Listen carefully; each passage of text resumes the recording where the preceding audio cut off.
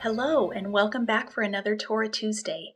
We are still in Leviticus, and we're working our way through the book, paying attention to the units of this giant literary sandwich or chiasm that organizes the whole book. Today we're in Leviticus chapter 16, which is the Day of Atonement ritual. It has 18 speeches on either side of it that are framing it, as well as 3 distinct sets of mirrors on either side of it that draw our attention to the center. As we read about this ritual, it's important to notice that there are both similarities and differences with the other sacrificial rituals. As you read the chapter, you'll notice there are burnt offerings and sin offerings. There's blood being sprinkled. These are all things we've seen before in Leviticus, but there are a number of new elements here that are not found anywhere else. First of all, the priest is wearing different clothing. The high priest is not wearing his elaborate regalia with gemstones and gold threads and gold chains. He's wearing his simple white linen tunic with a sash and his regular headdress.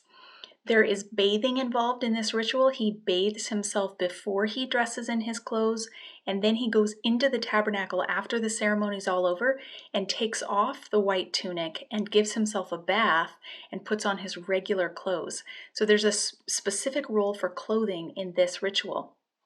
Another difference is the timing. This is not something that happens over and over.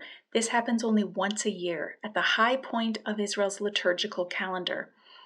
He brings incense with him into the tabernacle. This is also new. And the priest goes all the way in, not just into the holy place, but into the most holy place. Not once, but twice during this ritual. And there's one other element that is very unique, and that is the presence of a scapegoat. And we'll talk about that in a moment. Leviticus 16 begins and ends with a narrative frame that connects this ritual with the tragedy of Leviticus chapter 10. Remember when Aaron's sons Nadab and Abihu went into the holy place with unauthorized fire and incense? They're not supposed to be going in. They are violating God's commands and kind of choosing their own way of worship, and they both drop dead.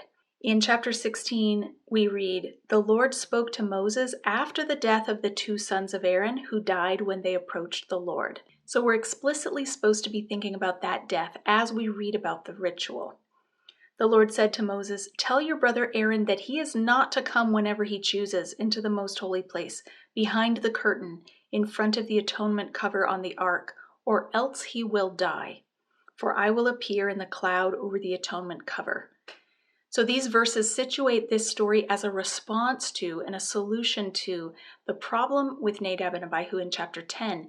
This is an effort to make sure that this never happens again. The chapter ends with a brief statement that says, "And it was done, as the Lord commanded Moses."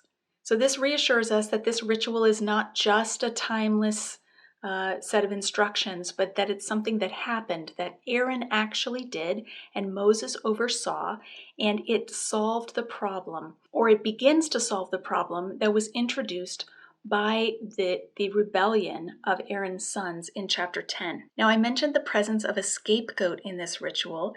Instead of just one goat being offered as a sacrifice for the sins of the people, there are 2 goats that are brought and presented to the Lord.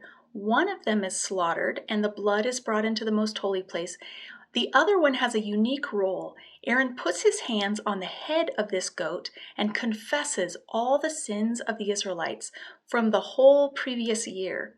And then he sends the goat out into the wilderness as a visual reminder that the sins are being borne away by this goat, that they're being taken far away from the tabernacle.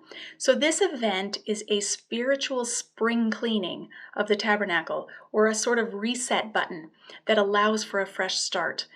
All year long, people have been bringing sacrifices to the tabernacle. They've been laying their hands on the heads of the animals, and they've been confessing their sins.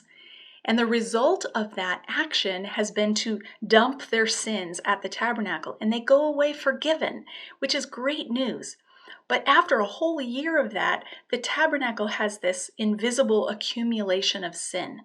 And the Day of Atonement ritual is the one day in which the tabernacle itself is cleansed.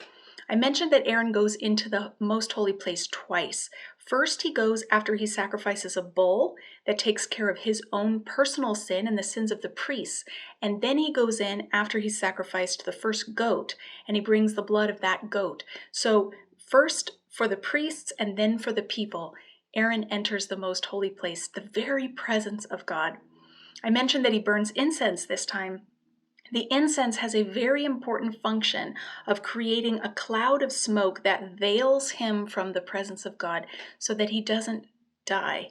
And ironically, it's his son's offering of incense that was inappropriate the first time, but this is the right kind of incense offered by the right person on the right day of the year, and it is pleasing to God. The New Testament book of Hebrews announces that Jesus is our great high priest. Jesus did not enter the earthly tabernacle, but the heavenly one. He did not enter with the blood of animals, but with his own blood. Not year after year, but once and for all. Jesus is the reason we no longer have to offer sacrifices. But what he did on the cross, and what he continues to do for us by interceding for us, is patterned after the instructions of the book of Leviticus. So without the book of Leviticus, we can scarcely understand who Jesus is or what he came to do. I hope this has shown you how important it is and how fruitful it can be for us to carefully read the instructions in Leviticus. Even though we're not carrying them out, they help us understand who we are, what God expects, and what he's accomplished for us in Christ. Have a great week.